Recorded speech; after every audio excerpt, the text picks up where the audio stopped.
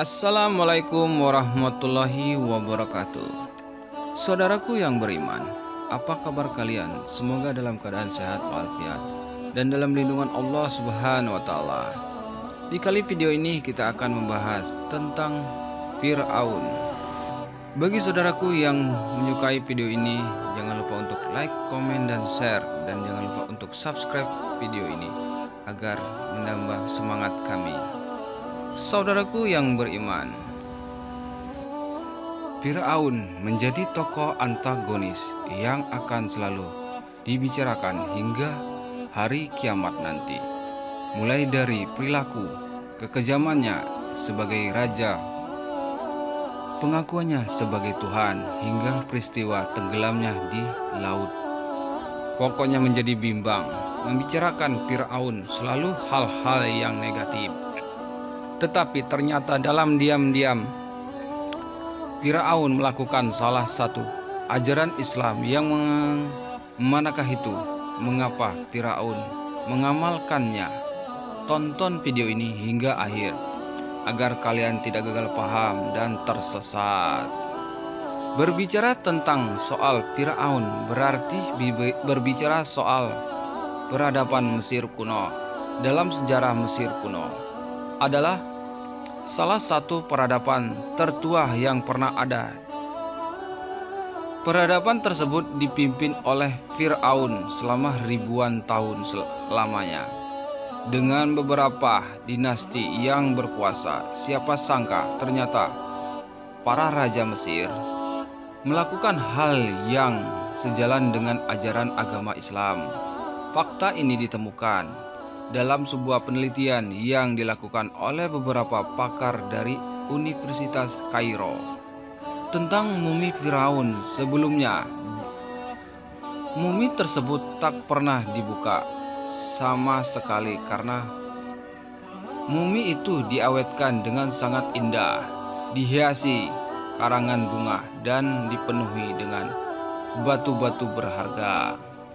Dengan menggunakan teknologi pemindaian digital, para peneliti mendapatkan fakta bahwa mumi tersebut adalah seorang raja yang berkuasa selama 21 tahun periode kepemimpinannya, sekitar 1525 hingga 1504 sebelum Masehi. Lebih mencengangkannya lagi, Fir'aun satu ini ternyata disunat dokter saat dalam seorang pakar radiologi Fakultas Kedokteran Universitas Kairo mengatakan bahwa Amenhotep I berusia sekitar 35 tahun ketika meninggal. Tinggi badannya sekitar 169 cm, memiliki gigi yang bagus dan disunat. Fir'aun yang dimaksud adalah Amenhotep I yang naik tahta setelah kematian ayahnya yang bernama Ahmose. Dia juga sekaligus sebagai Firaun kedua dinasti ke-18 Mesir yang meninggal dalam usia yang masih sangat muda. Faktanya, Mesir memang sudah mengenal tradisi sunat jauh-jauh hari. Bahkan Mesir disebut sebagai pelopor tradisi sunat sudah diperkirakan ada pada 2400 sebelum Masehi yang diketahui lewat sebuah relief di tanah pemakaman kuno. Sakkara yang menggambarkan rangkaian adegan medis termasuk sunat pada 2200 sebelum Masehi juga ditemukan. Prasasti makam Raja Mesir, tuntunan kaum yang menggunakan praktik berhitan para raja-raja tersebut menunjukkan bagaimana proses khitan yang dilakukan mereka menggunakan untuk mengurangi rasa sakit saat kulit kelamin laki-laki dipotong. Mereka dihitan karena alasan kesehatan. Sunat juga sebagai pertanda seorang remaja pria telah sampai pada usia dewasa yang berasal dari kalangan bangsawan. Jadi sunat ini juga sebagai pertanda kelas sosial dalam masyarakat Maka dari itu, bukan tak mungkin Ramses II atau Firaun yang sezaman dengan Nabi Musa alaihissalam juga telah berkhitan dan secara tidak langsung telah mengamalkan ajaran agama Islam. Padahal kita tahu bersama bahwa Firaun itu adalah salah satu orang yang menolak beriman kepada Allah Subhanahu wa taala karena dia yang ingin disembah dan dianggap Tuhan. Jauh sebelumnya ternyata sunat diperkirakan berasal dari Arab Selatan dan sebagian dari Afrika. Mesir telah lama menjalani kerjasama perdagangan dengan penduduk kedua wilayah tersebut. Makanya mereka saling memberi pengaruh, salah satunya sunat yang diadopsi oleh masyarakat Mesir. Mereka meyakini bahwa sunat memiliki manfaat bagi kesehatan. Hal ini ternyata telah terbukti dalam sejumlah penelitian, atau sunat pun ternyata juga dilakukan oleh orang-orang Yahudi, bahkan wajib dilakukan pada bayi laki-laki yang baru berusia 8 hari. Sesuai dengan perintah dalam kitab suci mereka. Praktik ini pun disarankan oleh para dokter. Salah satu dokter yang pernah meneliti tentang sunat adalah Jonathan Hakimanson pada tahun 1855. Studi yang dilakukannya mengungkapkan kalau orang Yahudi yang disunat di London itu tidak rentan mendapatkan penyakit kelamin dibandingkan dengan yang tidak disunat. Ternyata tak hanya satu dokter yang menyarankan kita khitan. Data nilai 10 Works, seorang dokter anak sekaligus ahli bedah New York. Louis Scher juga berpendapat sama dengan Hakim yang mengklaim kalau sunat bisa dijadikan sebagai pengobatan berbagai penyakit seperti kelumpuhan hingga epilepsi. Selain itu, sunat juga dapat mencegah penularan HIV.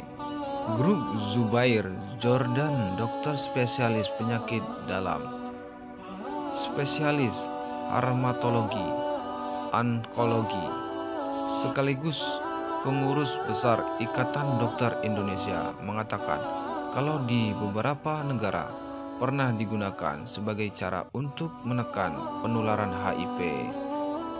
Pria yang tidak disunat punya risiko 2 kelainan lebih besar dari pria yang disunat.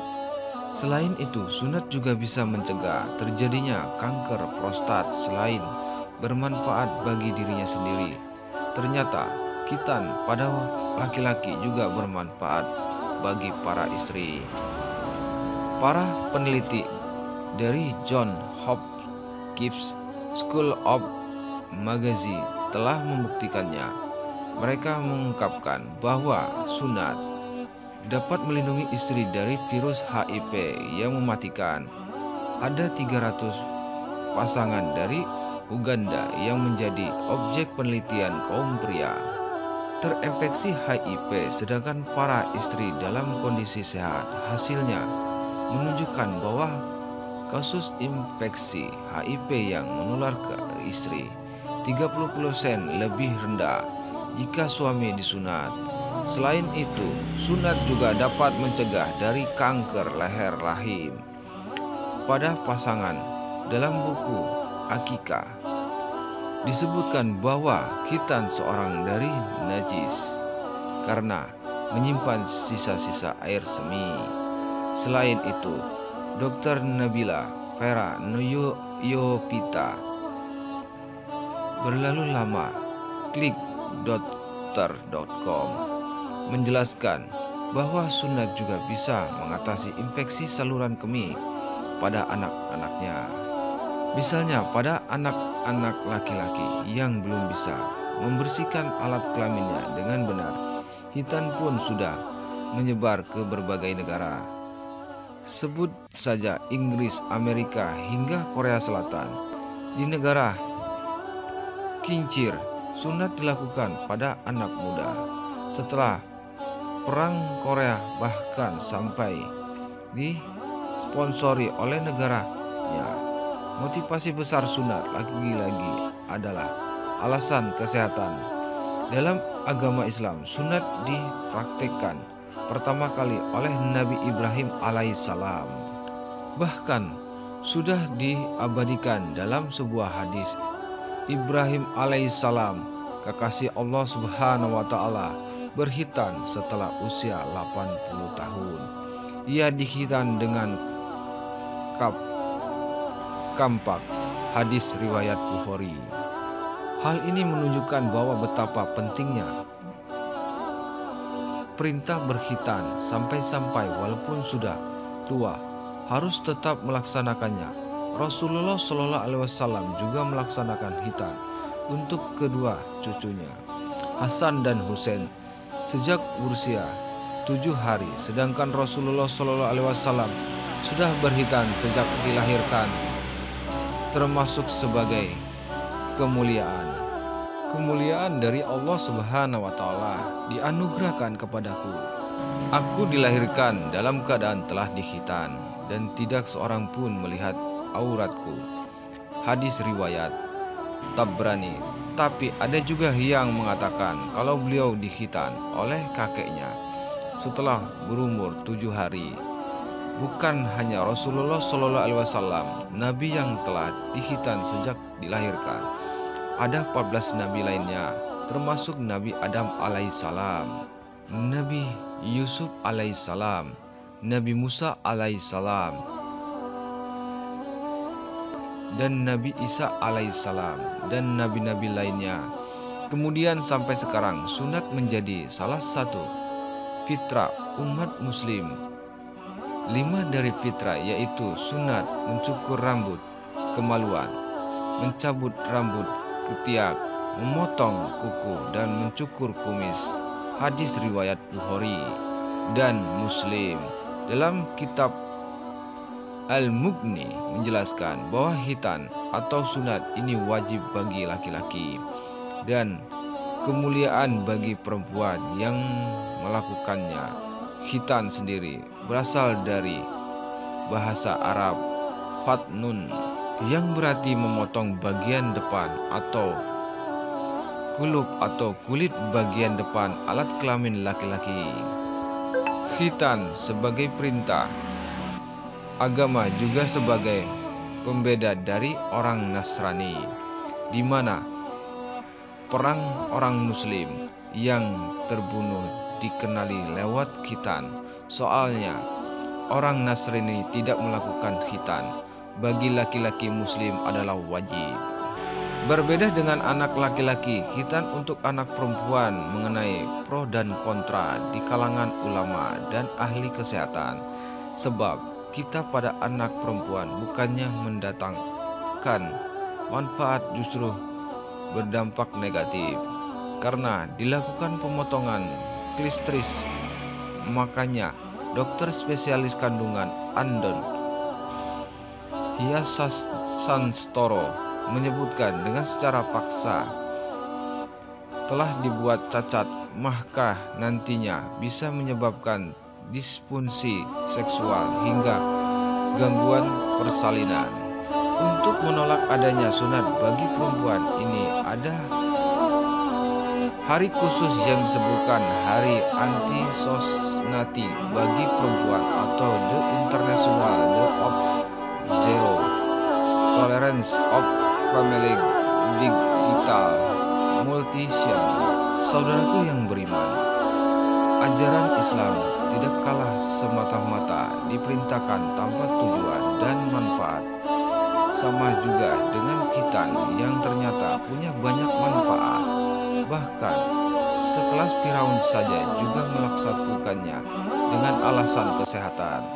Seorang raja haruslah punya fisik dan mental yang sehat agar bisa memimpin kerajaannya dan mempersiapkan penerus. Begitu juga dengan umat muslim yang harus sehat agar tetap bisa beribadah kepada Allah Subhanahu wa taala. Wa huwa a'lam bissawab. Apabila ada kesalahan, itu datang dari saya sendiri, dan kebenaran hanya milik Allah Subhanahu wa Ta'ala.